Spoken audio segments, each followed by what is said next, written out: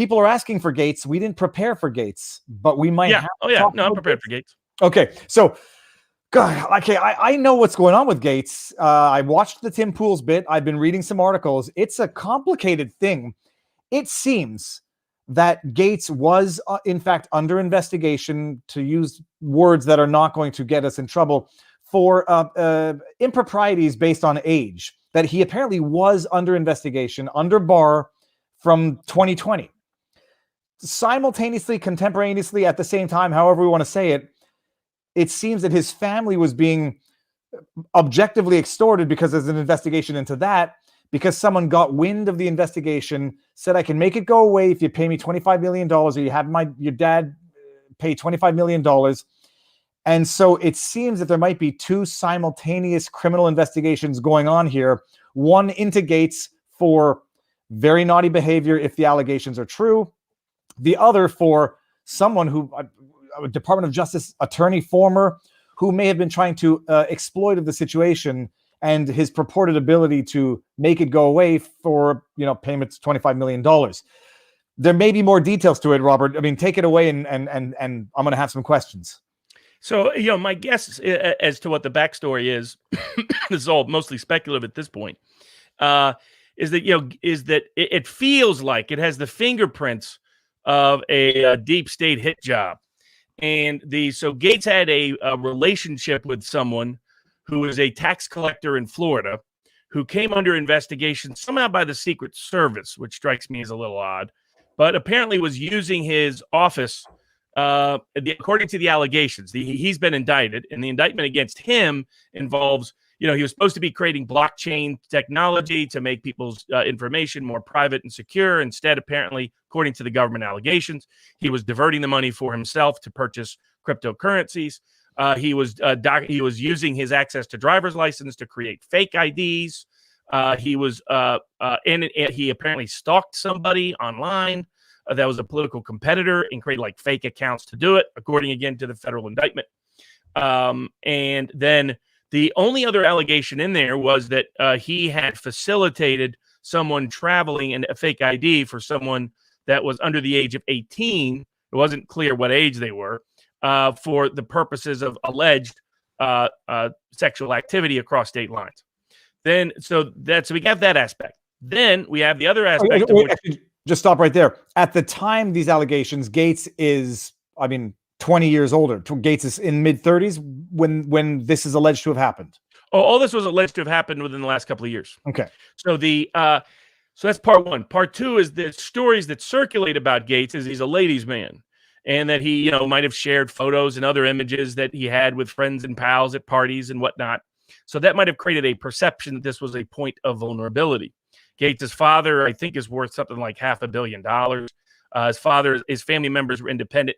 The most significant thing about what's interesting is none of this comes on the radar scene until Gaetz starts becoming a very outspoken populist spokesperson on the right, who is seen as a future presidential candidate in the future. There was talk of Gaetz running in high-end political financial circles, of Gaetz running for statewide office, Secretary of Agriculture in Florida, then running for governor, then running for president.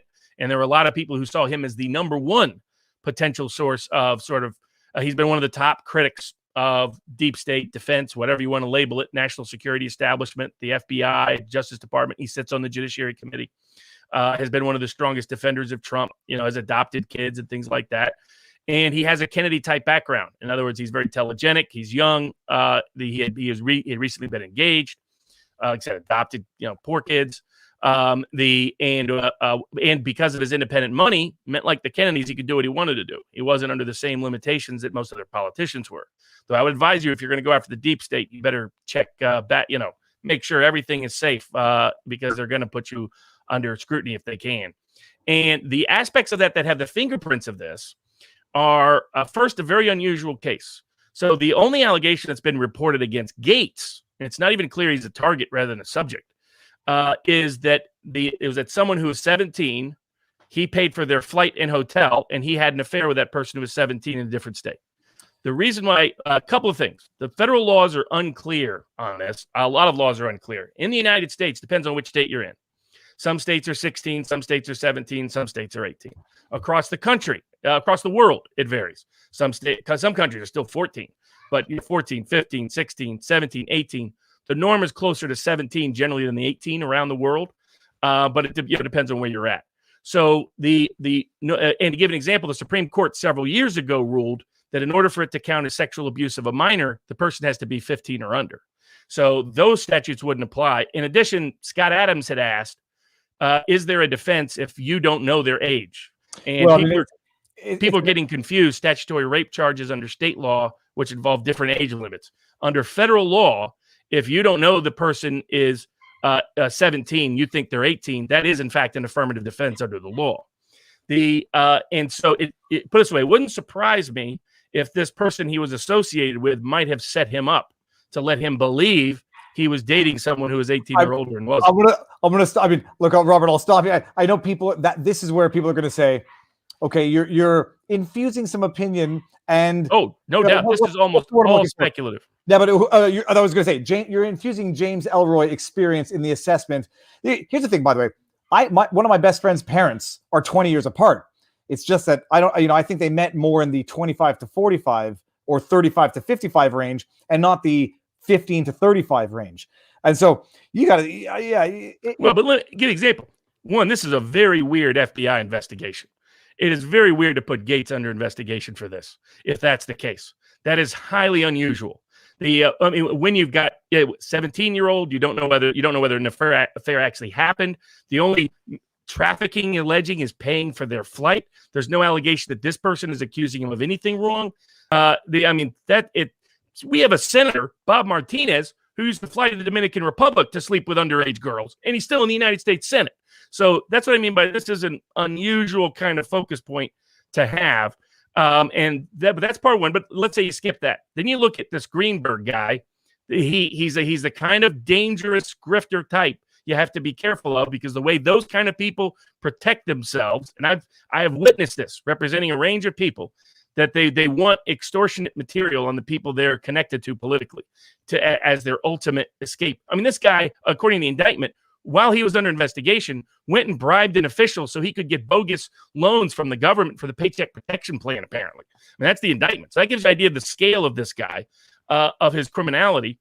But, I mean, if the allegation is that Gaetz thought this person was someone on a particular website, then that person was saying they were 18. And this person did have a means of getting false IDs, may have got this person a false ID. Put it this way, it'd be a great way to entrap someone. Let's say you knew someone's vulnerability was that, that they are a ladies' man.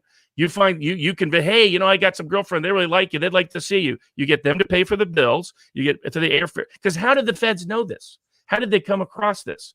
Were they just going through his phone bills and airfare bills and flight bills and hotel registries on a regular basis?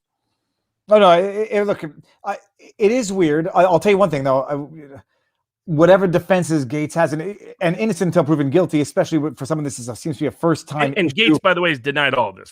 He's denied it. I just said I saw his interview with Tucker Carlson. It was a little odd if I'm looking at it critically. Oh, yeah. When it was a very bizarre defense. It was bizarre for Gaetz to bring up Tucker Carlson's wife, and as if to bring him into it, say, this. I always get suspicious when I see that, whether or not it's an individual who, there's something to be said about getting married young and being loyal. There's something to be said about that, avoiding problems. Of course, it doesn't prevent anybody from just outright fabricating stuff, but it avoids trouble. The nature of the people who seek politics, they're more often than not, they're going to have skeletons in their closet. When people wonder why don't people challenge corruption in positions of power, it's because you get personally threatened, personally investigated. And unless you have a perfect record, or you're Edwin Edwards, who said, the only way they're going to throw me out is if I get caught in bed with a live boy or a dead girl. Otherwise, I'm okay. I mean, unless you're Edwin Edwards, who could survive 4 indictments, then until they finally convicted him, I think on the 5th, who actually ran on a slogan that was "Vote for the crook." It's important. Unless you could dodge it like Edwards or dodge it like Billy Boy, you better have an impeccable life history. Otherwise, you got to play ball with the power players. And Gaetz was very aggressive at not playing ball with the power players. But here's the main reason I am suspicious of all this. So aside from that Greenberg fits a particular type I've dealt with in the past in my legal practice, try to tell people to be careful of these kind of people. Be careful. I don't go to certain invites for a reason. You got to be careful of these settings, these situations, these circumstances. But people underappreciate that. And I think Gaetz might have been a little naive. What? If you're going to go after the deep state, you better make sure all your ducks are in a row. That's just a word of the wise. No, I mean, and people are asking, like, what's the difference between Gaetz and Swalwell? Swalwell was sleeping with an actual spy. Well, that's the difference. While he's on the intelligence committee. No, I'd say at this point in time, the evidence is somewhat different. On the one hand, it's a little bit stronger than on the other. But it actually relates to his governmental duties. This does not relate to Gaetz' governmental duties. And I suspect Gaetz is going to turn out Gaetz had no idea. And I think what you saw was Gaetz kind of panicking with Tucker because he's not familiar with this. This is uncharted territory. He's not, people who are criminals are the ones who lie well. People who are not criminals tend to come off very poorly in their first interviews. I've experienced this with many, many clients. The more innocent they are, the worse they come across initially. But here's the thing. When some of the names started popping up, that's when I got curious. So people connected to the Levinson case, which are a bunch of ex-deep state type people connected to certain to embassies that somehow Scott Adams ended up in the middle of this. Some guy connected to a consul was like texting Scott Adams about this stuff. And then those texts got publicly disclosed ultimately. There is clear evidence of the extortion from the texts that have been leaked. So I brought up that chat. It was someone made the comment. Yeah, Gaetz' dad apparently was wearing a wire, or apparently indicated. No, the prosecutor confirmed that. The prosecutor confirmed that he was wearing a wire on his back. This looks like there's an internal fight within the Justice Department. Mm-hmm. You have one wing going after Gaetz. You have another wing trying to protect Gaetz, expose the extortionist, and you got a former high-profile DOJ attorney connected to it. And if people just look up, Google. Well, don't Google. Go to DuckDuckGo. Go to DuckDuckGo and look up Levinson, Mueller, Russian. See what pops up. And how do the same people connected to aspects of Russiagate show up magically here? So the extortion may have been a trap. It may have been once he pays this, we know he's guilty, and we can let him still pursue it and take the money and run with it. They do that frequently. Or I think it was Tim Pool's hypothesizing and others that they knew it wasn't going to go anywhere. They knew that it was going to get leaked, so they leaked the accusations knowing that the extortion was going to come up because ultimately I think somebody tipped him off that there was a wire. So they needed to jump ahead of the story. And by the way, that's a sign somebody inside on DOJ is leaking to their friends and pals outside. And these are people connected to Robert Mueller, connected to billionaires around the world. They've been using the Levinson's a guy who the CIA sent over to spy in Iran, and almost everybody knows he's dead. His own family's declared him dead. But there's some grifters that have been using it as an excuse to raise millions and millions of dollars for years now, decades now. And you research some of these people that are connected, and they're interesting. They're like out of a James Ellroy novel, Buzzer Rover or the Cold 6000. Like you say, when it starts to fit the Ellroy script, I start getting a little skeptical. But it's not, look, it's not even the Ellroy script anymore. I've lived through it now in real time with the Flynn script. Is once you do not trust the FBI, and once you know how fundamentally corrupt they are, and once you know how fundamentally partisan corrupt they are, okay, I first of all, I'm always innocent until proven guilty, despite my own personal opinions on specific issues. Swalwell, I waited even still, gave the guy the benefit of the doubt until explanations no longer made sense. But when you have the FBI now seeing how they work, going after Gaetz, if he's guilty, he's guilty. He has to be smarter in any event, knowing what Washington is about, doing what he's doing. If his defense was, I knew there was a very big age difference, but I thought she was, over the age of majority. Okay, you're still really walking on a thin line. But if my view is, if she was complaining, we would already know about it. If the photo of her suggested someone that was younger than 20, we would, I bet, already know about it. So that's why I suspect, and that's what makes me think not a coincidence necessarily, that it may have been a trap all along, a trap by someone who just wanted extortion material. Then when he got into trouble, Gaetz doesn't bail him out. So then he goes to other people to help try to get at Gaetz, try to help get him out of his own problems. And by the way, this pitch is made when Biden was vice president. People close to Biden would make the pitch to clients of mine that, hey, if you pay this amount and you do this, we'll take care of that. And I made sure they didn't get anywhere near that with 10-foot pole, because 9 times out of 10, folks, that's a trap. There's no final extortion payoff. Either it keeps coming, or they use the fact of the payoff. I told a client this many years ago. I said, this is a trap.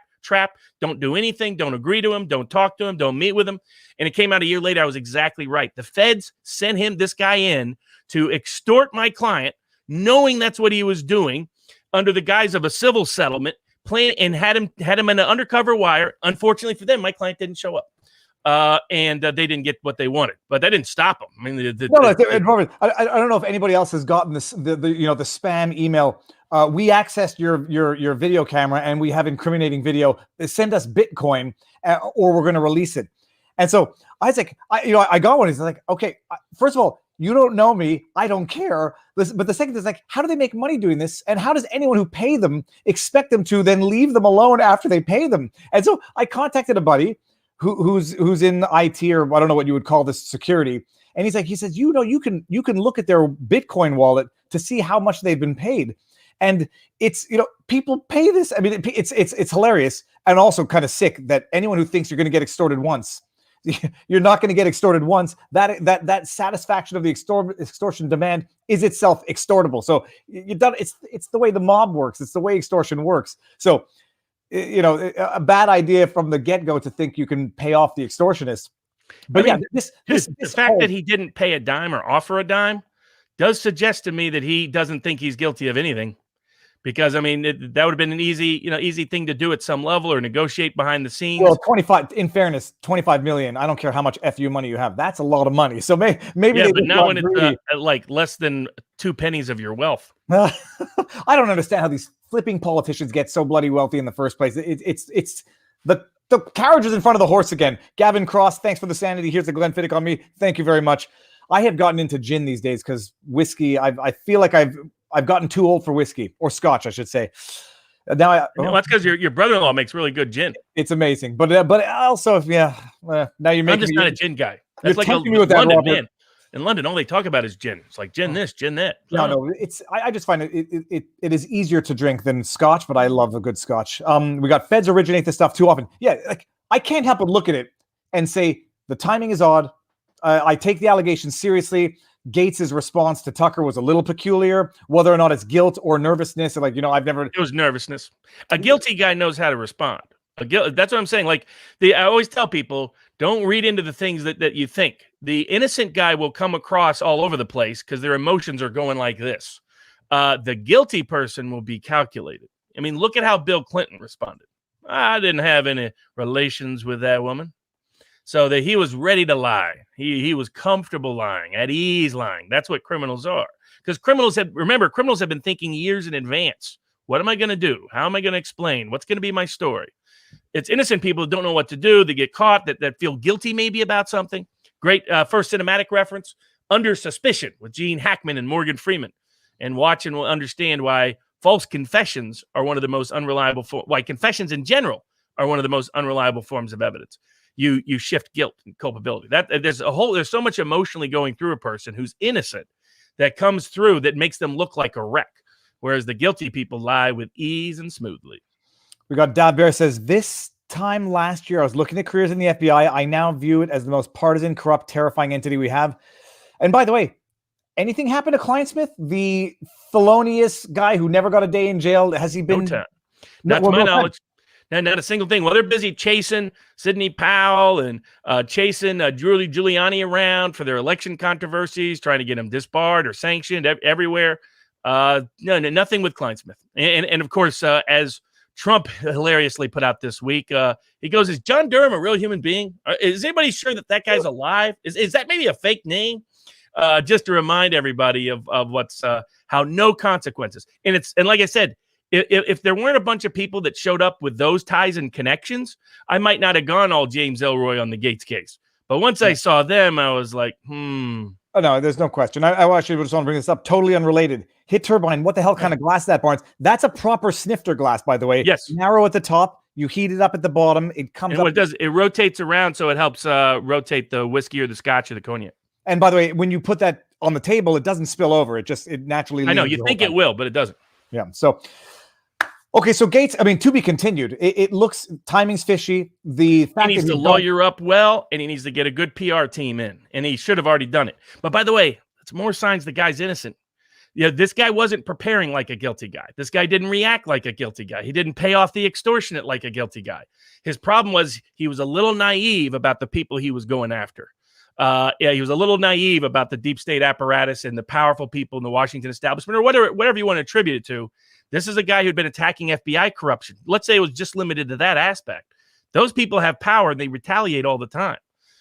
And he was just maybe a little idealistic about that. Yeah, and some people might say naive, and others might say arrogant, cocky, because he thinks he can get away with it, depending on how you view it. I happen to think, dude, he's relatively young.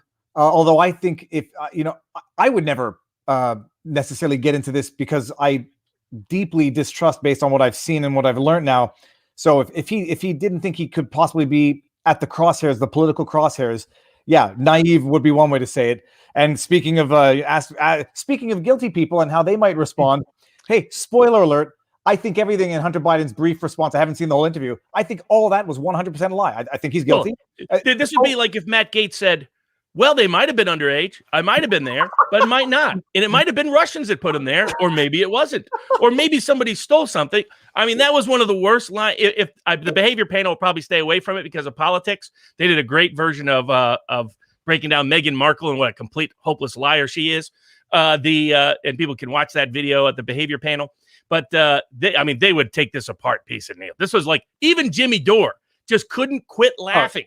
All he did was show it, and then he would just laugh for 5 minutes, show it again, laugh for 5 more minutes, show it again, laugh for 5 more minutes. It was the most outlandish thing I've ever seen. And like I said in my video yesterday, when he says, for real, can you imagine an adult when trying to convince someone else of the truthfulness of the statement saying, for real, it really happened, it did? I mean, it's like, it's straight. That would be something like your littlest one would do.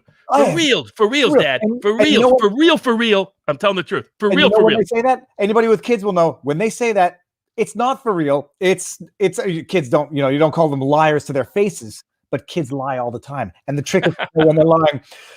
Is there any way for the FBI personnel to be held criminally liable if they're uncovered to have known about illegal Hunter laptop materials but stayed silent? Same idea with Gertz. I mean, look at what happened with Spygate. So when there was no consequences to that they get rewarded for, people can watch to give a sense of the history of the FBI, the latest episode of The Deep State. That's at vivabarneslaw.locals.com.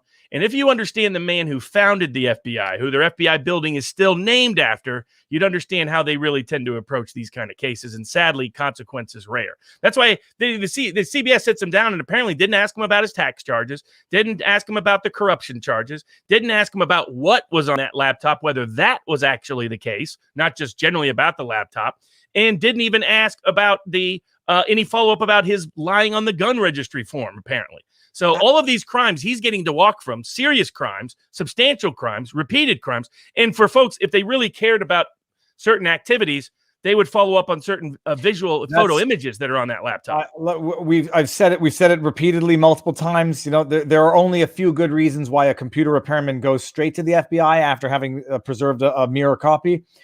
Very few reasons, but that is conjecture, hypothesis. How does he even agree to this interview, by the way? Just from a perspective. He's marketing his book. He's got a new book deal. He probably got a big fat check. One of the best ways to launder bribes to politicians is book deals. So and people should look up who some of the publishers are. That's going to be probably a future, maybe a Deep State episode or Hush Hush episode. But some of these, people would be surprised some of the origins of the wealth of some of the big publishing companies behind books that maybe even Barack Obama was paid to do. It might be a little unsettling.